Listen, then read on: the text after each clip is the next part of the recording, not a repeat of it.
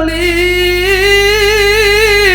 আপনার এত সুন্দর ব্যবহার, আপনার নবীর ব্যবহার না জানি কত সুন্দর, আপনার ব্যবহার এত সুন্দর না জানি আপনার নবীর ব্যবহার কত সুন্দর। এত সুন্দর ব্যবহারওয়ালা নবীর ধর্ম বাদ দিয়া অন্য ধর্মে সময় দেওয়া যায় না।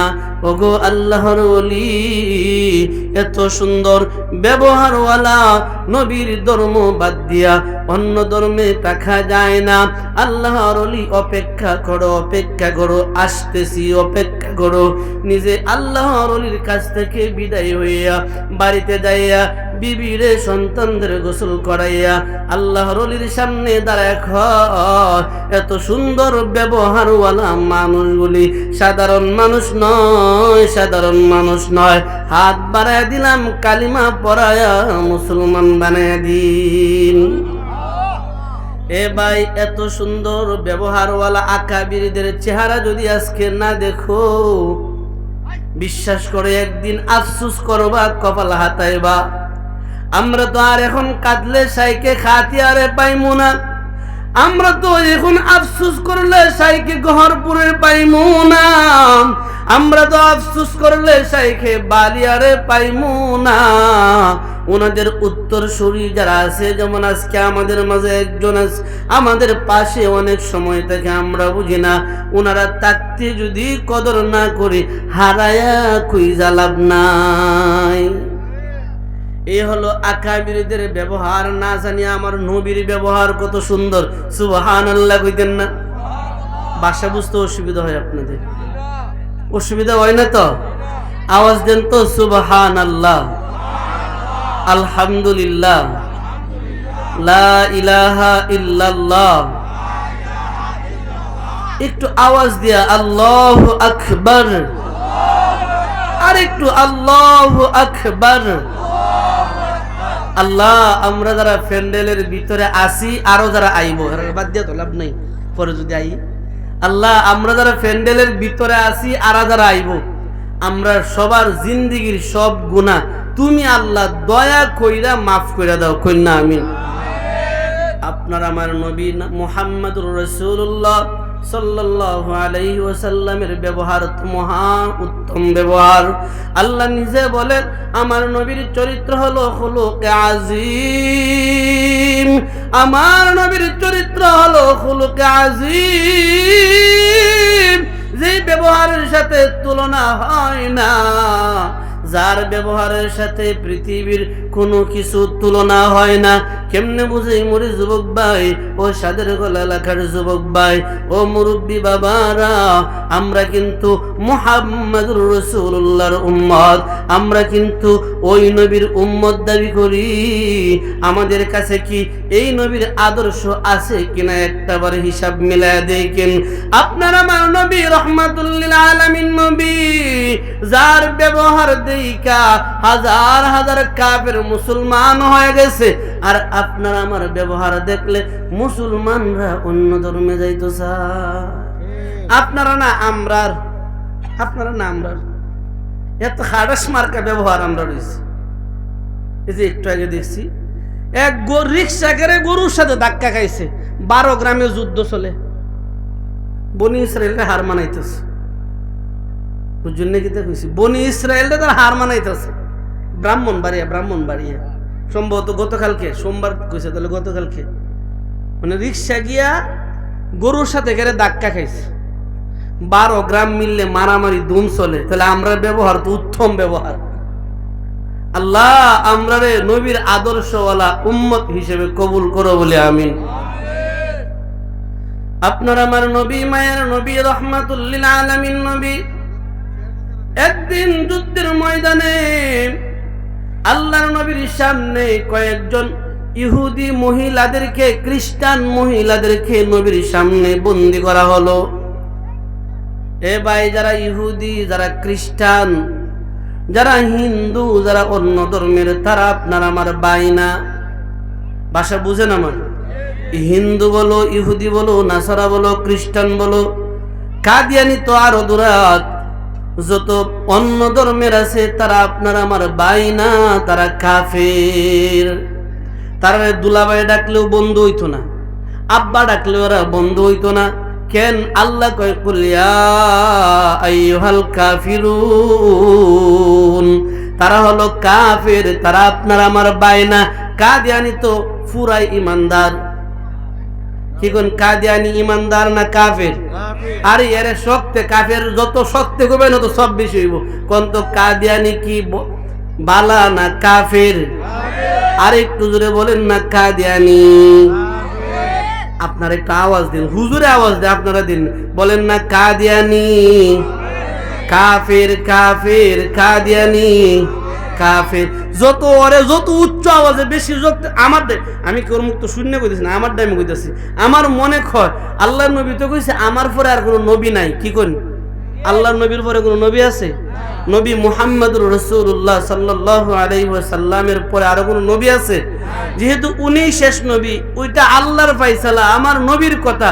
এই নবীর পরে যেহেতু নবী নাই, সুতরাং আমার মনে হয় কাদিয়ানি যেহেতু নবীর দাবি করছে, এর যত জোরে উচ্চ আওয়াজে কাফের কইবেন অত সব বেশি আল্লাহর ফেরেশতারা লাগবে।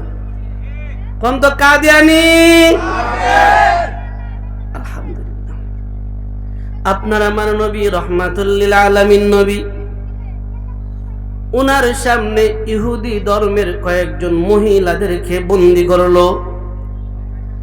যেই সমস্ত মহিলারা সামনে দাঁড়ালো বেশিরভাগ অর্ধ উলঙ্গ, তার মাঝে একটা মেয়ে বড় রূপসী। এই মেয়েটার গায়ের শর্ট জামা, অর্ধ উলঙ্গ বুঝেন, জামা শর্ট। আর কি এখানে একটা গোপন মাইর আছে, মানে যেই বাবার টাকা বেশি তার মেয়ে ল্যাংডা বেশি। আপনারা সুনামগঞ্জ নয়, আমরা বাংলাদেশও আছে আর কি। এটা যার যে মেয়েটার বাবার টাকা বেশি, এই মেয়ের জামা তত বেশি শর্ট টাইট পিট, যাকে বলা হয় আগে আছেন থ্রি পিস, ও আনাইতেছে টু পিস। আমার মন কয় কিছুদিন পরে হইব নাই পিস। পরিস্থিতি আর কি, ওয়ান পিসও থাকতো না, ওখান তো টু পিস হয়। একদিন ওয়ান পিসও থাকতো না, ডাইরেক্ট নাই পিস আইব। আল্লাহ এদের হেদায়েত দেও কইনা আমিন। কষ্ট পাইতেছেন আল্লাহ। প্যান্ডেলের ভিতরে যারা আয়া বইব, বাইরে না, এরা জান্নাতের ভিতরে বয় কইনা আমিন। এরপরও যদি না বয়, আমার তো কিস্তা করেন। আমি তো আর পারতাম না যে এক প্যাকেট আকিস বিরিয়ানি দিতাম যে নিন খান, আমি তো আর এটা পারতাম না, বুঝলেন না? এব্বা তোরাই পারতাম না, নিতাম যে বাবা নে খা, বাইরে খারুয়া। তিন মাথা এক কানে হয়েছে, খাডাস বুড়া, হেও দেখছি দুই আঙ্গুলে চিবাতে মার দে। আর কবে যে বুঝবো এটা বালা না, জানি না, বুঝুন না আমার ভাষা। আজকে সকালে যাওয়ালা আম্মার তো আম্মাদুল্লাহ খাওয়াইয়া বিদায় দিছে। 10টার দিকে আমরা বাইতে বার হইছি, মাঝখানে তো কইলাম ওই আমরা 2-3টা ঘর মসজিদের সাথে একেবারে গড্ডা। বাবা আল্লাহর কসম গুণ হইতো না, মসজিদের সাথে গড্ডা। বেটা মসজিদের পিছন দিয়ে মেহরাবটার পিছন দিয়ে বইয়া টানে 3 আডু 1 কানো, মানে যারা কই 3 মাথা বেটা নড়তে পারে না, বেটা ওই খারিটা দুমা সারতাছে। আমি কই এইটারই 3 মাথাওয়ালা মানুষ। কব কিতা কইছো নুরুল?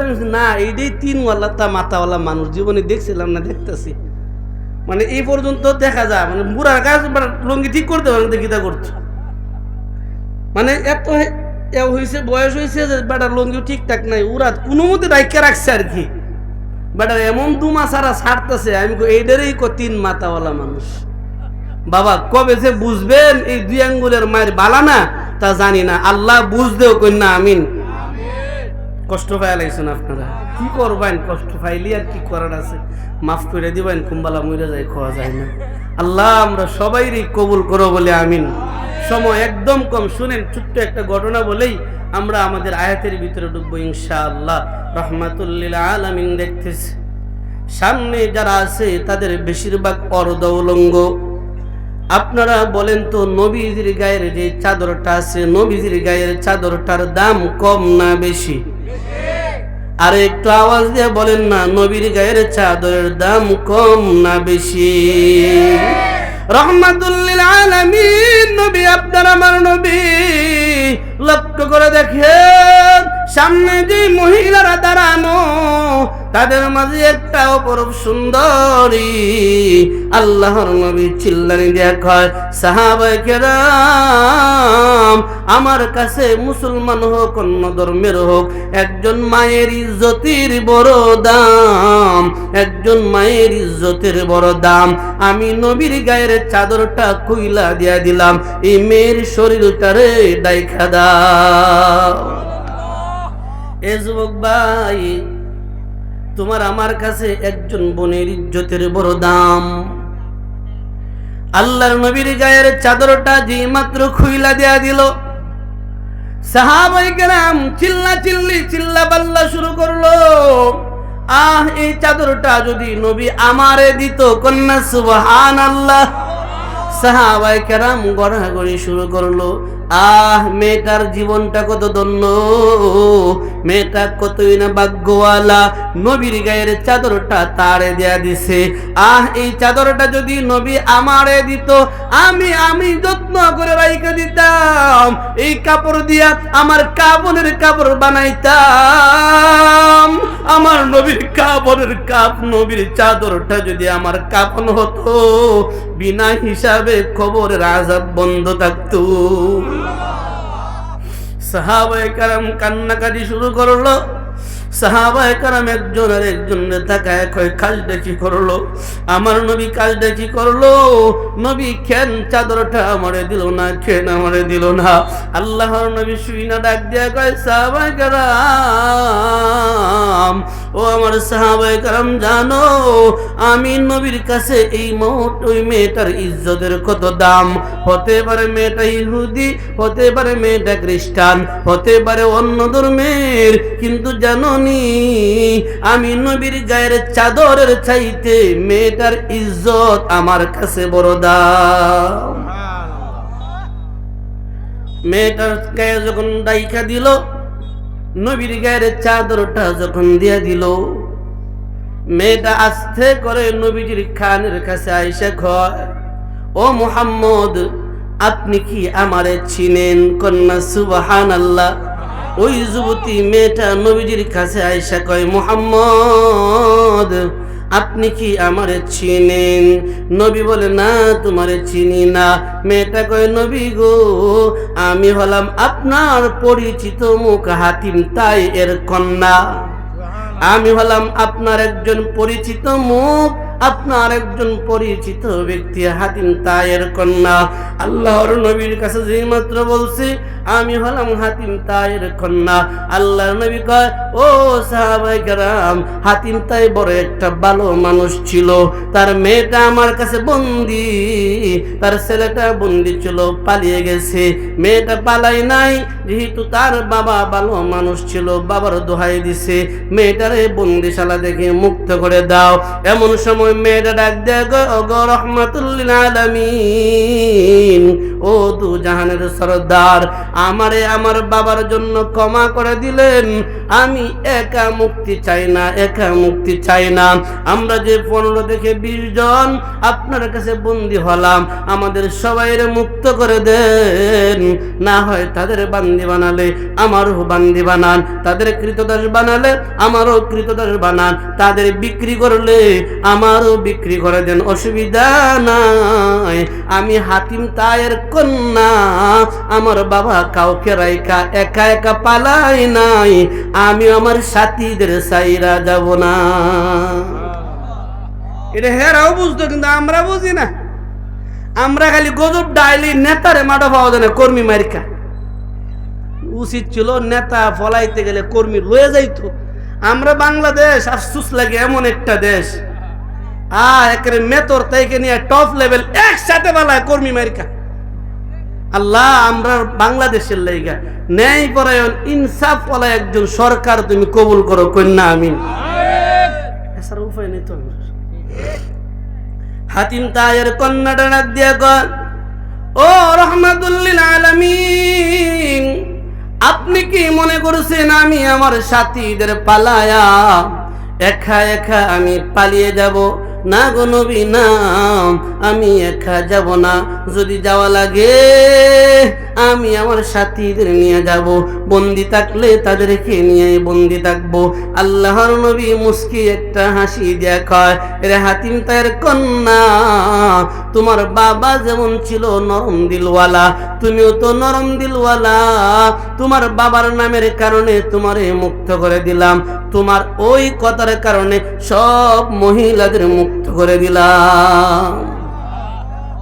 হাতিম তায়ের কন্যাটা মুক্ত হয়ে গেলাম কথাটা শোনার পরে আস্তে করে মাথাটারে নত করে নবীজির সামনে আইসা কয়, যিনি এত সুন্দর ব্যবহার, যার কথা এত মজা, যার ব্যবহারটা এত সুন্দর, যারে দুনিয়ার মানুষ দুই জাহানের বাদশাহ কয়, এত সুন্দর ব্যবহার আগে জানতাম না, যেহেতু যাই না লাইছি ওগো দুই জাহানের সরদার, এই জাহানের জেলখানা থেকে আমাদের মুক্ত করলেন, পরকালের জেলখানা থেকে মুক্ত করবেন না, সুবহানাল্লাহ কইতেন না?